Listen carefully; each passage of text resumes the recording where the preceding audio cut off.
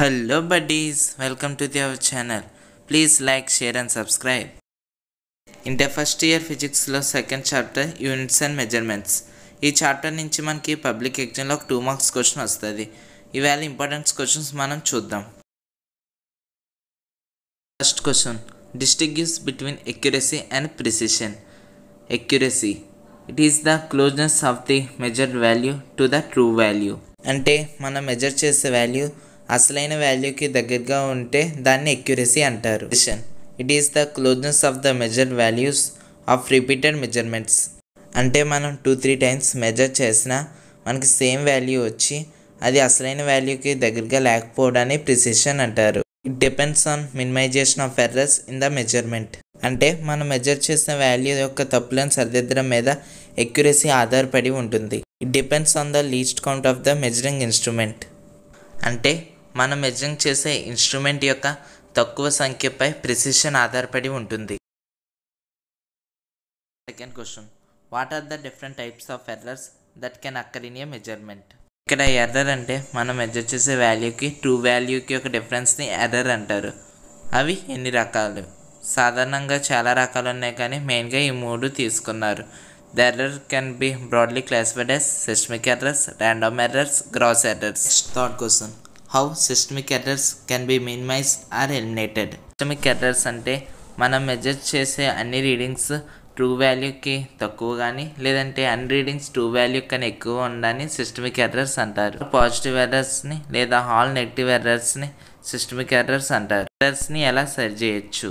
Systemic errors can be minimized by improving experimental techniques, selecting better instruments and removing personal bias as far as possible. ఎర్రర్స్ని ఎలా minimise చేయొచ్చు అంటే మనము తీసుకునే experimental టెక్నిక్స్ని improve చేయడం బట్టి, అలాగే మనం బెటర్ ఇన్స్ట్రుమెంట్స్ని సెలెక్ట్ చేసుకోవడం బట్టి మనం సిస్టమిక్ ఎర్రర్స్ని మినిమైజ్ చేయొచ్చు. Next fourth question, what are significant figures and what do they represent when reporting the result of a measurement. Significant figures అంటే ఏంటి? The digit of a number that are definitely known plus one more digit. అంటే మనం measurement చేసే దాని యొక్క value ఆ యొక్క number మనం 1+ మోర్ డిజిట్ని మనం అంచనా వేయడాన్ని దాన్ని significant figures or significant digits అంటారు. Reporting the result of a measurement using significant figures clearly shows the precision of the instrument. ఇందాక మనం ప్రెసిషన్ అంటే ఏంటో చూసాం. ఆ యొక్క ప్రెసిషన్ వాల్యూని ఎక్కువగా ఈ సిగ్నిఫికెంట్ ఫిగర్స్ చూపిస్తుంది. Question, distinguish between fundamental units and derived units. Fundamental units, the units used to measure the fundamental quantities is called fundamental units. అంటే ఫండమెంటల్ క్వాంటిటీస్ని మెజర్ చేసే యూనిట్స్ని ఫండమెంటల్ యూనిట్స్ అంటారు. ఎగ్జాంపుల్, లెంత్ కొరకు మీటర్ని అలాగే మాస్ కొరకు కేజెస్ని యూనిట్స్గా మెజర్ చేస్తారు. Derived units, the units used to measure the derived quantities is called derived units. Derived క్వాంటిటీస్ని మెజర్ చేయడానికి యూజ్ చేసే యూనిట్స్ని డెరైవ్డ్ యూనిట్స్ అంటారు. ఎగ్జాంపుల్, ఏరియాస్కి యూనిట్స్ మీటర్ స్క్వేర్, అలాగే డెన్సిటీకి units gram centimetre cube. Why do we have different units for the same physical quantity? Physical క్వాంటిటీకి different units ఎందుకు ఉంటాయి? సాధారణంగా మన ఫిజికల్ క్వాంటిటీస్ని చూస్తే మనం సిజిఎస్ యూనిట్స్ని, ఎస్ఐ యూనిట్స్ని తీసుకుంటాం. ఎందుకంటే మెజర్ చేయగల ఫిజికల్ క్వాంటిటీస్ వాటి యొక్క ఆర్డర్ డిఫరెంట్ సిగ్నిఫికెన్స్ కలిగి ఉంటాయి. It is dimensional analysis. Dimensional analysis అంటే ఏంటి? డైమెన్షన్స్ యూజ్ చేసి చెప్పేదాన్నే డైమెన్షనల్ అనాలిసిస్ అని అంటాము. డైమెన్షనల్ అనాలిసిస్ ద్వారా మనకి ఇచ్చిన ఫిజికల్ క్వాంటిటీ యొక్క యూనిట్స్ మనం చెప్పచ్చు. మనం డైమెన్షనల్ అనాలిసిస్ ద్వారా ఫిజికల్ క్వాంటిటీని వన్ ఫామ్ నుంచి అనదర్ ఫామ్కి కన్వర్ట్ కూడా చేయొచ్చు. అలాగే మనకు వచ్చిన డెరివేషన్ కరెక్టో కాదో డైమెన్షనల్ అనాలిసిస్ ద్వారా చెక్ చేసుకోవచ్చు.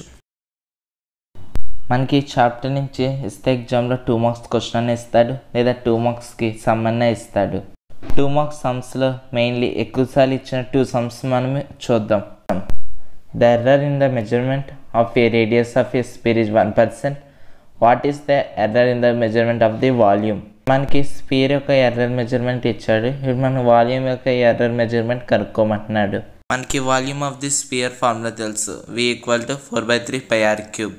ఇప్పుడు ఆ ఫార్ములాని డెరివేటివ్ చేస్తే delta V = 4/3 πr³ derivative 3r² delta R. Delta V/V చేస్తే 4/3 క్యాన్సిల్. ఇప్పుడు మనకి 3 delta by R square by R cube అంటే ఆర్ కాబట్టి 3 డెల్టా ఆర్ బై ఆర్. మనల్ని నన్ను అడిగింది delta we by we into 100 కాబట్టి అది చూస్తే 3 delta R by R into 100. మన 3 delta R by R into 100 అంటే మన క్వశ్చన్లో ఇచ్చాడు 1%. So 3 into 1 equal to 3%. Now second sum.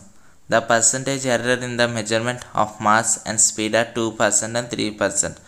Mass 2% and the speed of the velocity 3% and what is the maximum error in the kinetic energy calculated using these quantities? Mass delta m by m into 100 equal to 2 అని మన క్వశ్చన్లో ఇచ్చాడు. అలాగే speed of the velocity delta we by we into 100 equal to 3 అని క్వశ్చన్లోనే ఇచ్చేసాడు. మనకి kinetic energy formula తెలుసు, K equal to half m v square. దీన్ని డెరివేటివ్ చేస్తే delta KE equal to half delta m 2v delta v. ఇప్పుడు delta KE by KE చేస్తే half cancel అవుతుంది కాబట్టి delta M by m plus 2 delta we by v. క్వశ్చన్లో error measurement అడిగాడు కాబట్టి delta KE by KE into 100 చేస్తే equal to delta M by M into 100 plus 2 delta we by we into 100. మనకి delta M by M into 100 క్వశ్చన్లో ఇచ్చాడు. ఏంటది 2 plus 2 delta we by we into 100 అంటే 3 ఇచ్చాడు. So 2 + 3 × 2 equal to 8%.